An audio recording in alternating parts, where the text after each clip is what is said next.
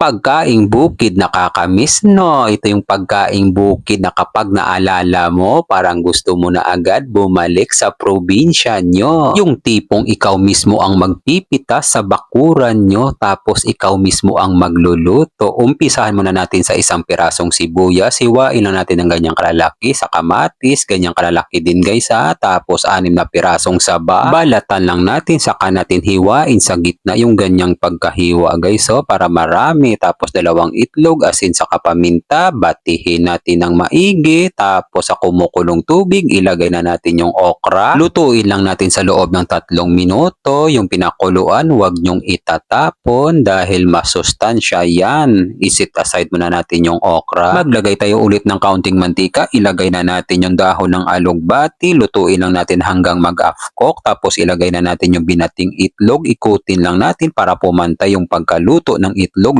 Lutuin natin sa loob ng 2 minuto, saka natin baliktarin. Lutuin natin ulit sa loob ng 2 minuto para lutong-luto talaga. Saka natin isit aside. Tapos maglagay lang tayo ulit ng kaunting mantika. Ilagay na natin yung saging na saba, yung masarap na pagkaluto dito, yung medyo may sunog, smoky flavor. Yan ang masarap guys. Hindi pa tayo tapos ha. Mag-shoutout muna tayo. Shoutout nga pala sa ating mga followers sa palagi nyong panonood. Maraming salamat. Ingat po kayo palagi dyan kung saang lugar man kayo. Sa mainit ulit na kawali, maglagay lang tayo ng kaunting mantika. Ilagay na natin yung 2 supot na dilis, yung masarap na pagkaluto dito, yung tostado guys. Naku, nakakagana talaga. Tapos lagyan pa natin ng bahaw na kanin. Naku, 1 hektaryang kanin talaga ang mauubos mo. Pagkaing bukid na namimiss ng mga taga-bukid noon. Shoutout nga pala sa ating mga kababayang OFW sa palagi niyong panonood. Ingat po kayo palagi dyan kung saang bansa man kayo. God, maraming salamat po sa biyaya na binibigay mo sa araw-araw. I-bless niyo po yung food na magiging silbing lakas sa katawan namin. Amen. Kain tayo guys. Kain Pinas.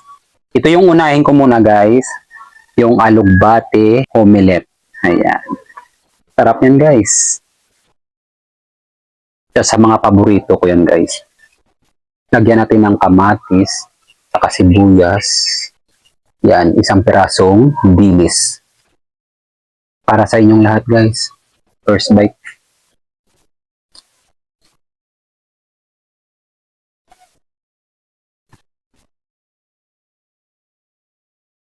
Ang malakas ang saging.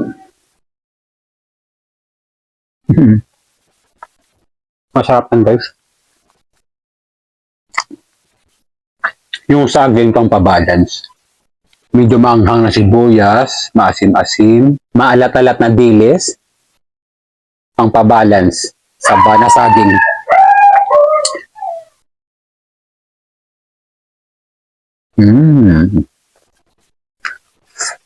Pinakuluan ng okra, yan ang masarap guys.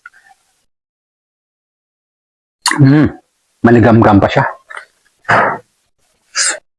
Sarap ng dilis. Huwag nyo papalampasin to guys ha. Magugustuhan ng mga anak nito. Omelette na alugbate. Sausaw natin dito.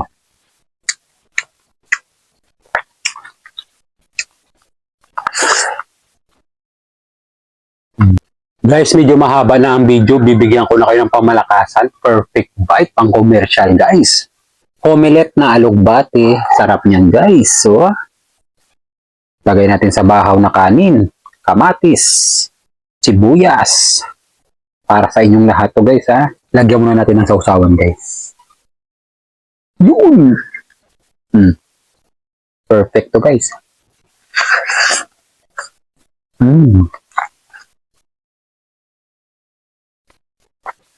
Pagod.